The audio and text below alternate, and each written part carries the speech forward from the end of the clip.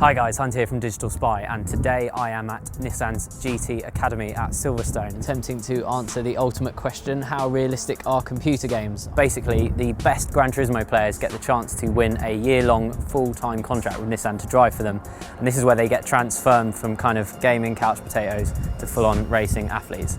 We are going to attempt to do something very similar, go through all the tests that they would, and also go out in these 370Z Nismos and see just how much slower I am in real life than I am in Gran Turismo.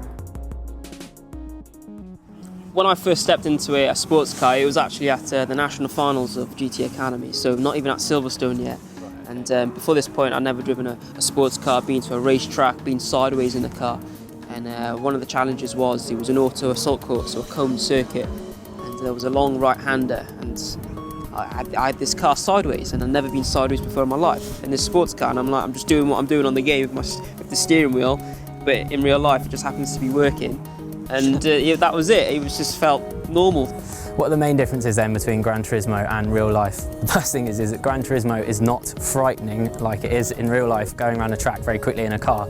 There's a set of tyres over there which are kind of a braking point that I need to brake at. I need to brake that late, and if it was Gran Turismo, I'd have braked after that. I would have spun, crashed into a wall, nothing matters. But here, I know it's going to hurt if I do it in real life. When you're a normal human, you don't know anything about fast cars, and you sit in a GTR and you go full throttle off the start. It was incredible. I think, what's this? Is the joke or what?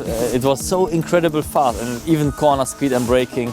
So it's a big difference from playing in your living room a little bit, or sit here with a big G-force and everything. So it was really impressive to drive a fast car like this. Part of the process of kind of transforming Gran Turismo players into real-life racing drivers is this machine. It's called a BATAX machine, and basically what it does is improve your peripheral vision and reaction time. I'm getting about 47 a minute, and good drivers are expected to get well over 100, which gives you an idea of how far my reactions need to come. They've just put me through the same kind of test to check my body mass index and stuff like that the drivers would get using this incredibly complex piece of machinery that basically measures everything to your body. And interestingly, I am extremely overweight, apparently.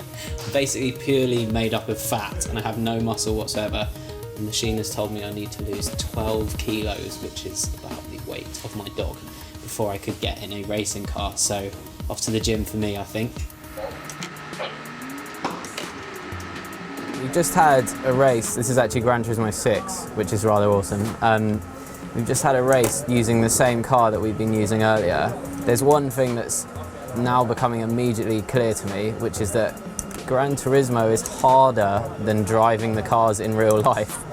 I know that sounds really strange, but basically the handling and the mechanics to me are nowhere near what they are in real life, as in the cars in Gran Turismo are much easier to spin, they feel much floatier. Although that said, the sensation of speed in Gran Turismo is obviously completely different because it's a computer game, so you're not, there's no fear factor there.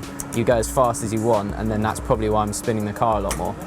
It's definitely accurate, but I actually feel like now I've had a go of the two side by side, computer games haven't got anything on real life. You get more feel in real life than you do on the simulator, and it's something which I've sort of had in the back of my mind, and when I'm explaining it to people, how do you compare the simulator to the real life counterpart? And I say sometimes it's easier because you have an added sensation of the car moving around underneath you, which you don't get in the game. You only get through the steering wheel.